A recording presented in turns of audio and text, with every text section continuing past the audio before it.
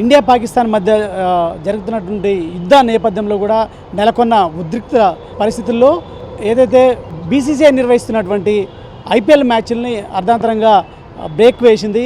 ఎందుకంటే ఇప్పటికే ఉగ్రవాదులు ఈ ఐపీఎల్ మ్యాచ్ల సందర్భంగా దాడులు చేస్తామంటూ కూడా ఇప్పటికే చెప్పిన పరిస్థితుంది.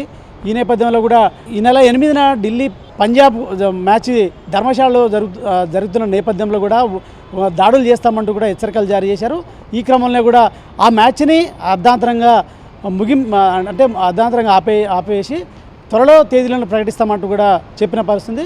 సో ఈ నేపథ్యంలో ఈ రెండు పాకిస్తాన్ అదే ఇండియా ఈ ఆపరేషన్ సింధూర్కి సంబంధించి కాల్పుల విరమణ ఒప్పందం జరిగాక మరొకసారి ఐపీఎల్ మ్యాచ్లు నిర్వహించడానికి బీసీసీఐ ప్లాన్ వేస్తుంది.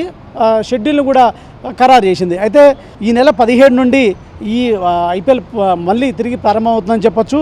అయితే 29న ఐపీఎల్ క్వాలిఫైర్ మ్యాచ్ ఉంటుంది, 30న ఎలిమినేటర్ మ్యాచ్ ఉంటుంది, జూన్ 2న క్వాలిఫై 1, జూన్ 3న ఫైనల్ మ్యాచ్ ఉంటుంది. అయితే మొత్తం 6 వేదికల్లో ఈ మ్యాచ్లు మిగిలిన మ్యాచ్లు నిర్వహిస్తారని చెప్పొచ్చు. బెంగళూరు, ఢిల్లీ, జైపూర్, లక్నో, ముంబై, అహ్మదాబాద్ ఈ 6 వేదికల్లో ఏదైతే మిగిలిన మ్యాచ్లన్నీ నిర్వహిస్తారు.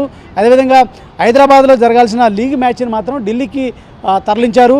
అదేవిధంగా క్వాలిఫైర్ మ్యాచ్లకు సంబంధించి మాత్రం త్వరలో తేదీలు కూడా ప్రకటిస్తామని కూడా ఇప్పటికే బీసీసీఐ వెల్లడించింది. సో ఈ నేపథ్యంలో కూడా దీనికి సంబంధించి త్వరలో జరగబోయే మిగిలిన మ్యాచ్లకు సంబంధించి పటిష్ట భద్రత నేపథ్యంలో నిర్వహించాలి, కట్టుదిట్టమైన భద్రతని చేపట్టాకనే మ్యాచ్ నిర్వహించాలని కూడా భావిస్తుంది.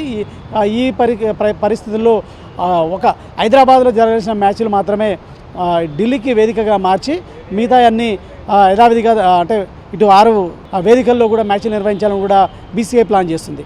కెమెరామ్యాన్ శ్రీకాంత్తో శ్రీనివాస్, మెగా 9 టీవీ, హైదరాబాద్.